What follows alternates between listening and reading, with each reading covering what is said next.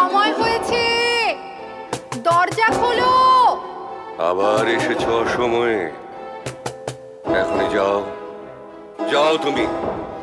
অপেক্ষা করবার সময় নেই, শুনতেই হবে আমার কথা। কি বলবার আছে বাইরে থেকে বলে চলে যাও।